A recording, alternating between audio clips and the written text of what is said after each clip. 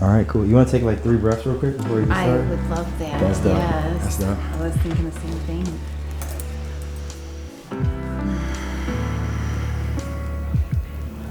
We ask Spirit to keep our words true and be of value. Ashe. Okay. Welcome. Thank you. Yeah. It's interesting I'm at your house, but I feel like I'm going to give an intro I for know. the thing, Thank you for having me. Yeah. Well, to the people at home, I'm Quazzy, and I'm here with Cassidy of Stargazer Meditation. And we're here to talk. We're here to just continue to connect in the way we've been connecting. I would say it's been great how we've been able to connect so far. Just kind of on like a spiritual whim. Mm-hmm. A little bit more than a coincidence, like a universal push. Yeah. And in a short amount of time, we find ourselves here. Yeah. Getting to connect. Yeah, building things. Mm-hmm. Absolutely. Yeah. One thing that really drew me to you was when I got to check out your YouTube channel. Mm-hmm. And I seen that you had stargazing as a meditation. This was my first time hearing about it. So, how did you get into stargazing? What is stargazing? So the term stargazer meditation really came because I found a lot of healing just through my journey of going out into the darkness at night, which is not something that's fully on the channel yet, but the idea of stargazer is to go into it's scary to go into the woods at night, but when we go into these deep dark parts of ourselves, we pull out the things that need healing, and that's what stargazer meditation is all about. Just doing the things and looking at the things that we're afraid of, and also clearing that, so we can feel calm inside, because that's the thing, you deserve to feel calm inside. That's interesting. So I'm sure it's very different from person to person when you're going with that inner work. Absolutely. Yeah. Is it? I mean, when I think stargazing, just like probably most people who have no idea of the work you exactly do with it, I think zodiac right away. Is there any intersect with that? I'm sure it's different in its own way. Yeah, I would say it both has something to do with the zodiac and nothing to do with zodiac. It is everything. I think that any person who studies any form of zodiac or Christianity or any organized or unorganized religion, from agnostic to atheist, I think that I really wanted to build something and really just felt called to put this together because it helped me so much. But I just wanted to build something that was accessible to everyone, regardless of their religion. Oh, I love that. I mean, I feel like that's always a beautiful thing when we can find ways to get people the medicine they need with as minimal triggers to what would stop them from taking the medicine itself. I really have a very firm belief, as somebody who is very Celtic or Wiccan, which is more of newer terminology in the past 100 years. That terminology came around in about the 1940s. So I've researched, it comes from the German word of wise, wise one. But there's many ideas around that, so we can get in that another time. But that is my personal calling as a Celtic sort of Druidic Wiccan. But I don't feel that my religion is any more right than anyone else. I love Jesus Christ. Mary is a very strong vision of a person for me, especially as a woman. We've discussed Lao Tzu, which is an incredible, I saw that on your list, and that's an incredible, the Tao is literally one of my favorite books, and I consider it a Bible, equal to the Bible as well. And I hope that's not blasphemy for anyone, but I think that it is. Shout out to Lao Tzu, shout out to the Bible, shout out to Guadalupe. Exactly. I just think that something that I teach my son is that we all go back to source. We're in a little town called Birch Run, and there's 5 roads that lead into Birch Run. But when he was little, I just explained to him that God is like Birch Run, and there's many roads that lead to the same place. So I believe that we all go back to source, and that's what I built for myself first and foremost, and then I always tell people to take what works for them, and it's really just about connecting people with themselves, clearing out what doesn't need to be there, and in the meantime connecting to source that we're all a part of and we all go back to, and it has many names. What do they say? God has many faces. God and Goddess. So yeah. That's beautiful. I mean, even like getting here to your house, you know, I'm driving and I get to the woods, and then I'm like, okay, this must be the turn, and I'm driving down this like longer trail, if you will, and there was two ways to go. Yeah. And I was like, I wonder which way to go, and I picked a way, and then sure enough, they connected anyway, you know. So I just love that the so above, so below kind of thing, you know. To That's see a really beautiful analogy that I never thought about for my driveway. Yeah, I mean, you know, I can't wait till they see the rest of the place. It's really a beautiful place, and you know, how long have you been, or maybe not how long, but in what way even have you been able to bring your work, you know, the Celticism, if that's even how you add the ism on it. I think there's many ways. We're all learning how to reconnect with our roots. So Celticism. Celticism vibes right now? All right, I'm vibing with that. Yeah. How are you able to bring this into your house? Because I know this is, like you mentioned, it's your family house. Yeah. It's gone through probably many different stewardships. It's under your stewardship now. Yeah. How have you been able to bring, you know, your particular walk of life? And because, you know, I can, you know, the time that I've got to know you, I feel like you're flowing through this space, you know, and being outside and everything. I was like, yeah, this resonates with the person who I met at the other studio. Well, thank you so much for that. I find that for me, especially bringing nature into the house, as you can see the plants, and I have plants, and nature is actually a huge part of Stargazer meditation, and is kind of where we've been focused currently. We haven't gotten as much into the night meditation because I think first it's important to build a base with just connecting with nature and putting our energy that we don't need to carry down to the earth. That is like the basis of Stargazer meditation. So in general, we do it in the woods, but I'm working on spaces to do it out in more of our, I don't know what you call it, like confined homes. For me, spirituality is nature. And so I feel like that's the truest representation. Like I've told my son, I can't promise you heaven, no offense, but I can promise you earth. And so this is what we have. So this is what we need to take care of. And no matter what, this may sound like darkness, but I think it's really beautiful. I promise you, you're going to become a part of this again. No matter what, all of our bodies become part of the earth. Wow. So that is fact. I am also very scientific, and that part is for sure. And so all the other thing, and that's what I mean, all of the stories we create, and I believe in the power of belief. So for me, like it's like we create our own realities, right? You believe this is the way you get to heaven. I believe this is the way, you know, to be honest, I actually don't believe in hell, but I believe that there are different realms. That there are definitely like underworlds, if you say, but I am not really a banished forever or a heaven. Like I just think it's a lot more nuanced personally.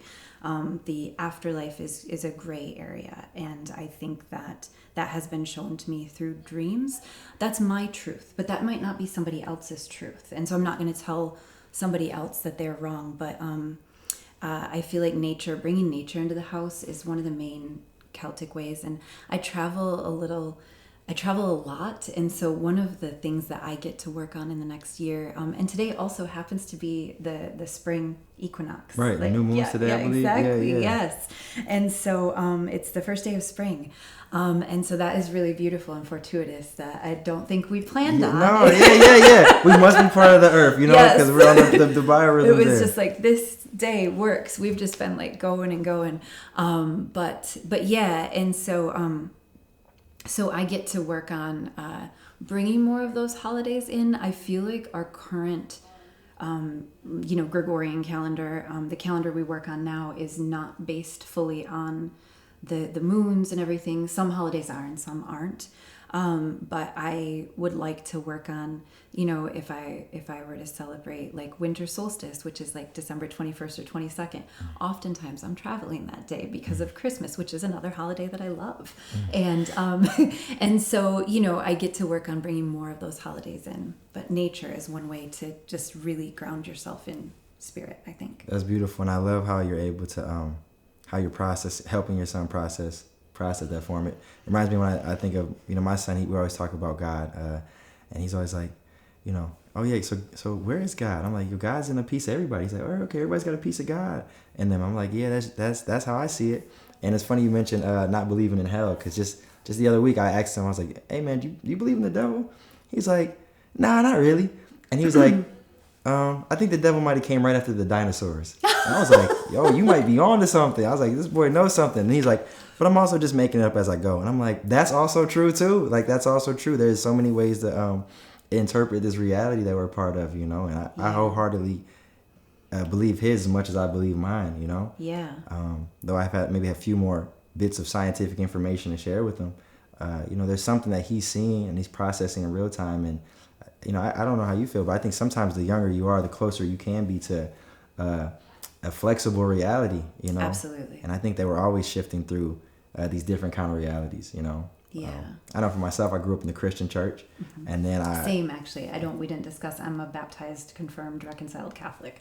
Okay, yeah. And I grew up in the African Methodist Episcopal practice. Amazing. And my dad grew up in the Catholic faith as well. Yeah. And along the way, I think like a lot of people that I grew up with, there was a departure from the church. There was a questioning there. There was a rigidness there that we were experiencing that we broke away from, and it was actually through yoga that I kind of rejoined the church, because I was like, oh, well, there's this union with everything. And I know you spent some time in New York, which I'd love to hear about. And for those that don't know, we're Michigan natives, both. You're from Michigan? We're both. Yeah, Michigan I'm from natives. Bertrand and Yep, Saginaw, Michigan. Yeah. Yep, which are pretty much neighboring. I'm a smaller suburban, not even suburban, rural town outside of Saginaw. I'm part of Saginaw County, so he's from like town proper, and I'm from like a little farm town outside of Saginaw. Yeah, and to be able to meet more people. I grew up kind of a homogenous thing, maybe like yourself. Same. Yeah, so different homogenous. Yeah, different one thing, but the one thing, and so Yes. to meet different religions as a whole, I was like, oh, this is rerouting itself, kind of like your driveway. It's like, oh, we're getting back to the same. I love that. Getting back to the same home. Yeah. And I think that's interesting. So now Buddhism has been a part of my practice, Hinduism, and just overall being mindful, just listening to people and trying to then share it with the community in a way that they can process it. Because I think we all can get there. We have the capacity to. Absolutely. Yeah. Yeah. I think I agree. Every person has. I am a deep empath, and I used to think it was sort of, it's like a blessing and a curse. And when you're born incredibly sensitive, another word for it is like the terminology that's being used is HSP, like highly sensitive person. I actually am my theory is that like literally everybody is like this. You know how these sayings have existed since way before our time, like laughter is contagious. What is it? Misery loves company. Like these emotions travel from person to person. And I used to just get like, so like, oh my gosh, like I physically would feel things. And that is also a lot of what Stargazer meditation is. It was like, I don't want to carry this anymore. How do I put this back to the earth? But yeah. I went on a tangent. No, I love it. I love it. And it got me thinking, with the stargazing, what I'm guessing is it wasn't in your Bertrand Catholic background. It must have found you, or you found it in some way. So I was raised very heavily Catholic. Actually, a church that is over here down the road. This is very, very niche for people from around here. But I went to like Assumption Blessed Virgin Mary, which is over on Bell Road, hence named for the church out in this little rural town. And to be honest, I actually had when I was I consider myself a highly spiritual person. Just I've always felt called to spirit, and this is why I know there are many ways to God, or spirit, or source, whichever word you want to use. When I was in second grade, my father took me on a retreat, a Christian, probably Christian, but also Catholic retreat. And there, he was very, very devout. My mother, I would say more so, and if she watches this, I love you so much, Mom, and all my family, love you. But I feel like my mother was more of a traditional Catholic. Like these are the things you do because they are tradition, like Irish, Catholic.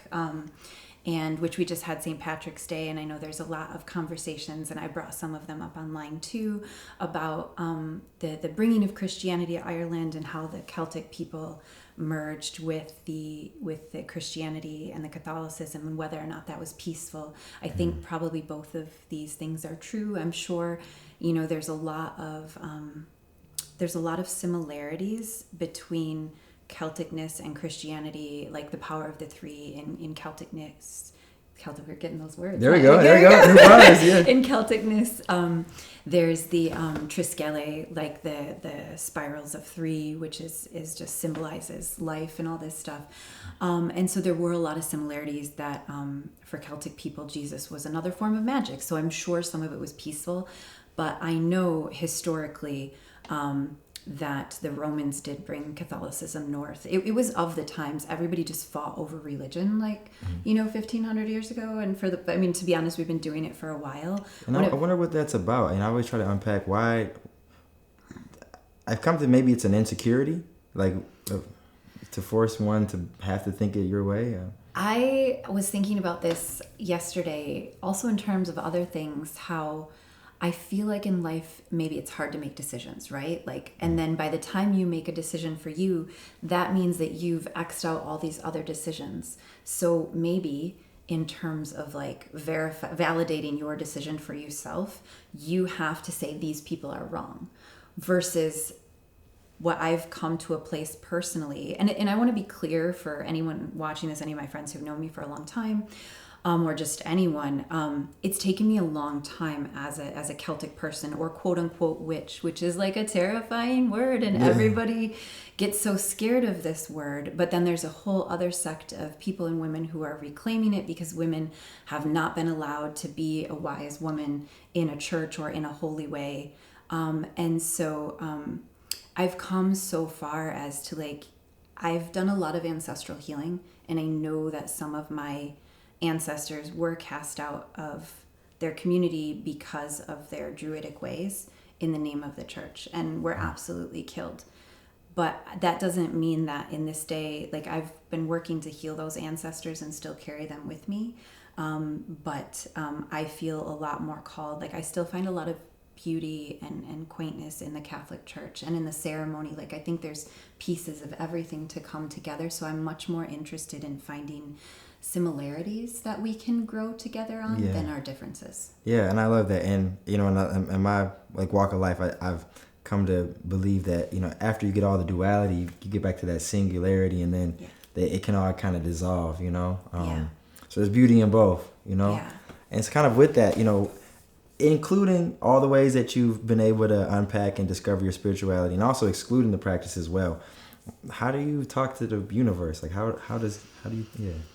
I do it through nature, to be honest, and I, and this is something I've been going live on my Stargazer meditation Instagram a little bit more, and just showing what I do in the mornings, and I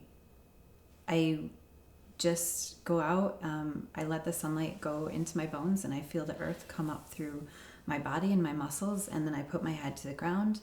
I communicate with the universe directly through nature.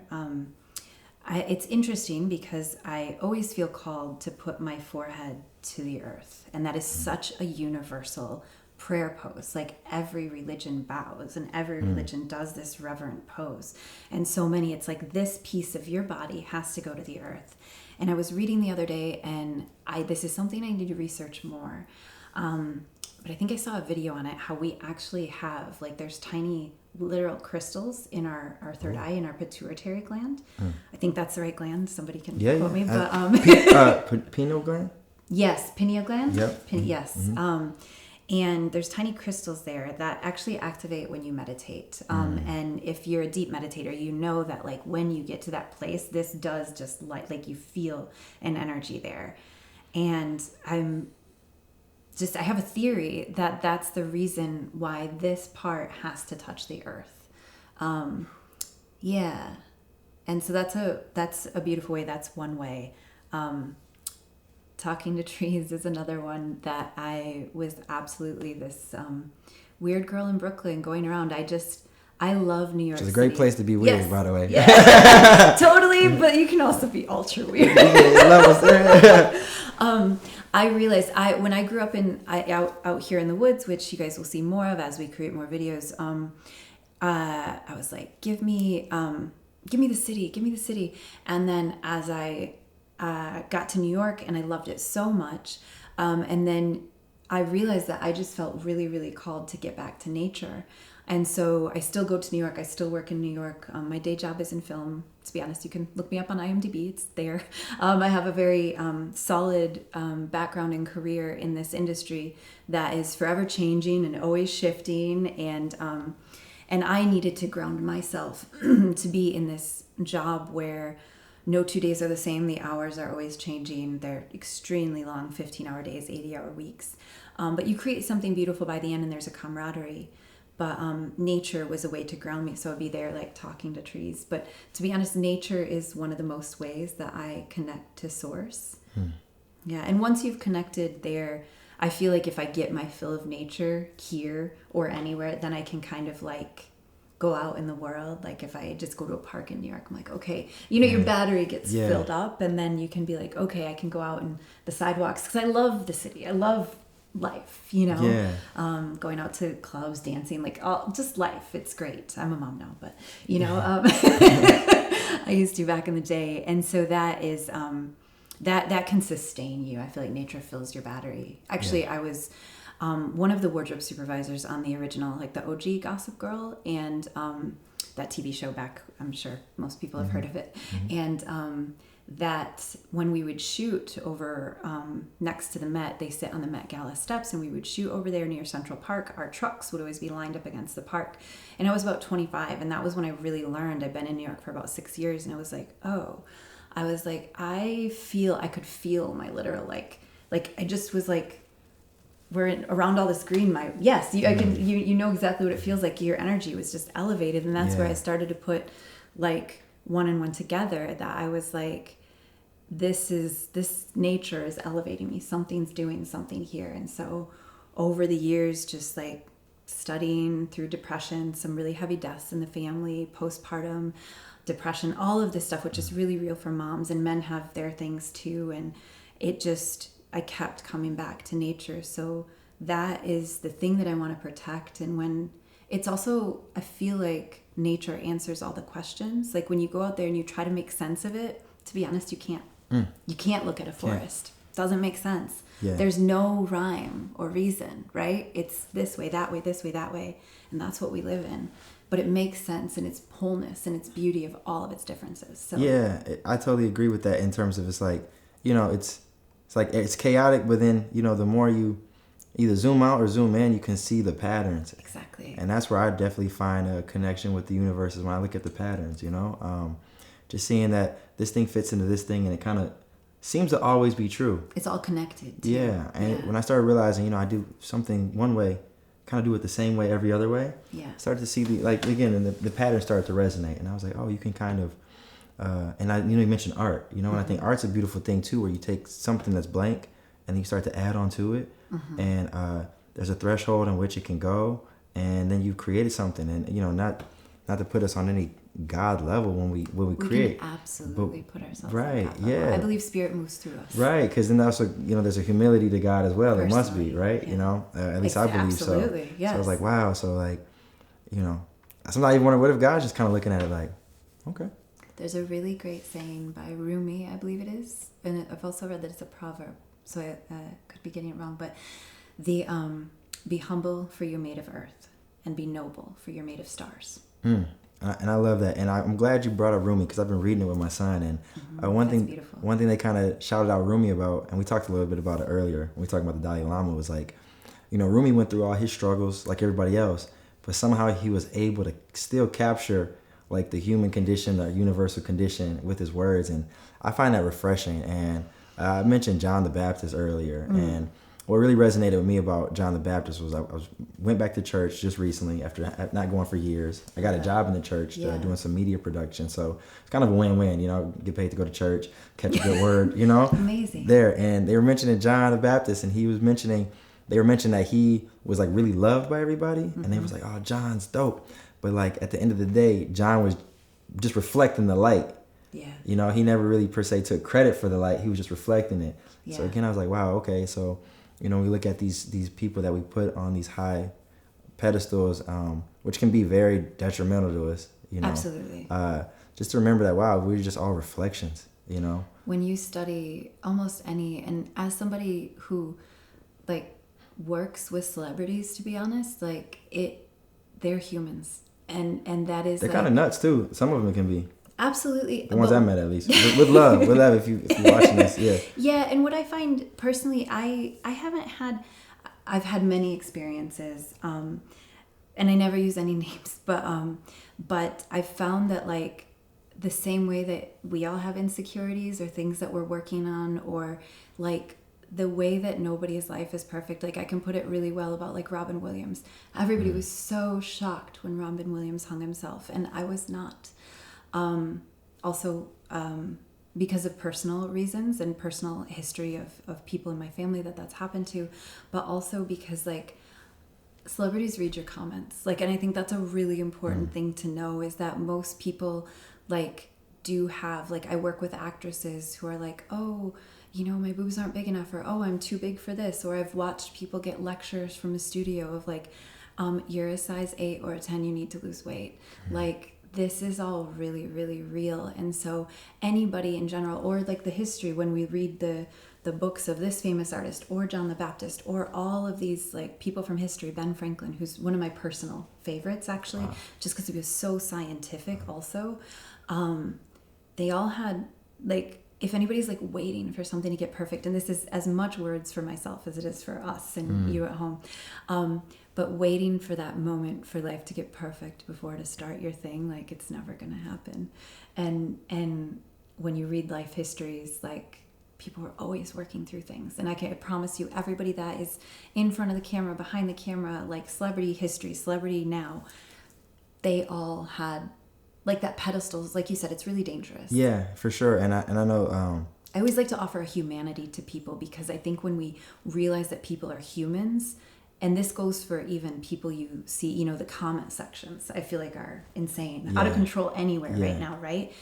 And you should never say something in a comment section that you're not going to say to somebody's face. Just keep it a buck. Just yeah. That's a good life. If you're not going to walk into a room and say that to somebody, keep it to yourself. For If sure. you're creating fake Instagrams to go troll, all I say, a really big principle of energy I live by, a really big value, is what you put out comes back to you. For sure. And I do want to add, you know, the people with like high stats often have great humility, which I've noticed. You know, sometimes the higher you go, the humbler you get, it seems like. That's what I've actually found, is that, like, sure, I could name a handful of people that are divas. Everybody can. There's often one on a show. But for the most part, and again, you can go to the IMDb. I'm not gonna name anybody. For the most part, every actor and actress I've worked with is incredibly humble. Like, I will name one for fun. Joaquin Phoenix, one of the most incredibly humble people I've ever worked with. And we had a really great conversation. I have I always end up talking about God with people, even before I was like spiritual. Like, it's just it's always just been God be talking. Yes, I love that. Even before when I was just like, my degree is in film, or in actually sewing, in fashion. Like, I have a sewing degree, and pattern making, and I worked in film, and so we were working on a film together, and I was in a room that was like his bedroom on set, and this is back before we had cell phones with cameras, so we would take photos and print them out and then write on the backs, and we were working together. This is on the set of Two Lovers, and he came in. I was like, oh, I can go, you know, you can have your room. He's like, no, chill, it's cool. I was like, okay, cool. And he had always been incredibly kind, and he was one who, like, other people like would like have their big Escalades or whatever, like the big cars to drive them around, and he's like, oh, I can just jump in the van with hair makeup, right? Like, that's fine, I can do that. And he we got to talking about God, because what else would we talk about? What else you gotta talk about when you because I I mean? Let's talk about real things, yeah, right? Yeah. Let's get to why we're here. And at the time, and I don't know where he falls into this now, but at the time he was an atheist, and he was also vegan. And so we were talking, and now this is my young self. I was literally 23, 24. This is pre-Gossip Girl days. So I was really young and learning. And again, like coming out of Catholicism when I was 19 or 20, my Mexican coworker told me, like, you're agnostic. I was like, oh, I've never even heard of what an agnostic is. Yeah. And so, this is part of the evolution of my spirituality. This conversation was very important to me. And I was like, so Joaquin, I was like, you're a vegan. I was like, but why, if you are an atheist, like, why are you vegan? Like, I was like, why do you care? Like, if you don't believe in God, like, why do you care? And he just looked at me. He's like, I don't want to cause more pain in the world. And that was such a beautiful thing. And that's why I know that, like, that's why I also speak out to atheists. Like, I have family that are atheists, and my brother-in-law, and really good person. Do you know what I mean? Like, there are many people from all backgrounds that are good people. And so I always, everybody can be a good person. But that was one of the most, like, for me, just from a spiritual perspective, I learned so much, just getting that insight. Because in my mind, in my young mind at the time, if you're a vegan, you must, like, believe in God or whatever. And for him, he was just like, I'm not sure about God, but, like, I know that on this earth, I don't want to cause more pain. So I thought that was really beautiful. I take that as a beautiful, clean, non-denominational point of view. I'm so excited for just the things we're gonna be able to unpack in this time. This is just one conversation. But we went deep. I want to ask you one more question. You can just spitfire these if you got them. I'm a big basketball fan, big sports fan. So when I think of anything really, I start thinking of, like, top five. If you were gonna rattle off maybe 5 of the greatest influential spiritual figures, in your whether it shows up verbally or whether it's somebody keeping your heart. Who would those be? One of the biggest sort of smaller deities that I pray to a lot, and I get to do more research on this person, is Caridwen, which is a Celtic goddess, a Celtic spirit, and I would personally consider her, like, for me, there's always Source, which is God, which is what we all go back to, and Caridwen is just one. Sort of Irish, like, representation, one face of God, if you will. Wow. And so that just sort of came to me when I was meditating out at night. And also Jesus and Mary are very strong for me. Good combo guards right there. Yeah. She go ahead. Jesus is like I think that a lot of people would be surprised how many, like, Wiccans, like, I have other witch friends who are, like, also going to church. Like they're like, I do tarot and I pray and we get together and do circles on the full moon and I go to church and I believe in Jesus. And I think that his word has been massively maybe misrepresented for a long time, especially the way it was brought north in Europe, because that was a whole political thing that we can get into another time, but that was a political move. But that being said, there are really good things for Jesus's word, and Mary is just such a beautiful embodiment of the feminine spirit that has been missing from most of the world, not even just the Western world, but the feminine principle. And for me, I'm never like, it's like the feminine and masculine just need to be in balance. It's not, I don't want to go from a patriarchy to a matriarchy, actually. I just like to just bring it in flow, so we need to respect our men and have positive masculinity as much as we need to allow femininity to breathe too. Beautiful. Yeah. That's and beautiful. Lao Tzu. Yeah. Okay. Nice. And what about yours? Me, if I had to give him a quick one, I'm going with, I'm rocking with Jesus. Love how he coming with the love. I love Buddha. Just seemed like he got a good coach's point of view. I'm going to go Patanjali for the Yoga Sutras. I don't know a lot about Patanjali. Yeah. Can you tell me more? He was basically just the GOAT at a lot of things, from dance to yoga to justice to writing. Amazing. And really just got in. I just say got into it, And so I take him almost like as a way to get deeper into the knowledge. And Lao Tzu. And if I had to give it one more, I'm probably going to, especially because Ramadan's coming up, I'm going to shout out Muhammad, for how he came with it. Yeah, many blessings. Yeah. So yeah, I look forward to getting into more, and maybe we can even like sort of study each spiritual figure. That might be an interesting per one conversation. Yeah. I love that. Like we could, this is a video about this spiritual figure. I would always love that, because my sort of hobby is spirituality. So that would be really great. Yeah. One thing that we had talked about, that you had asked me, is about tarot, and I wanted to bring up one other thing that is very important in my personal work, which are runes. Runes are a runic language, and I know we're running out of time, but runes are sort of the basis for English and Germanic languages.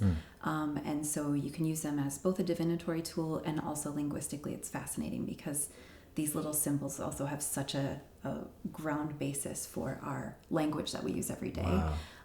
English speaking language is fascinating. So we can get to that. Literally written in the stone. Yeah. Listen, that's dope. And I'm so thank you again for taking this time. For whoever gets a chance to see this, it's nice to have something that gets to live forever, and we get to keep. Absolutely. Thank you for having me. Thank you for coming. Yeah. Many blessings to you out there. Yes, thank you.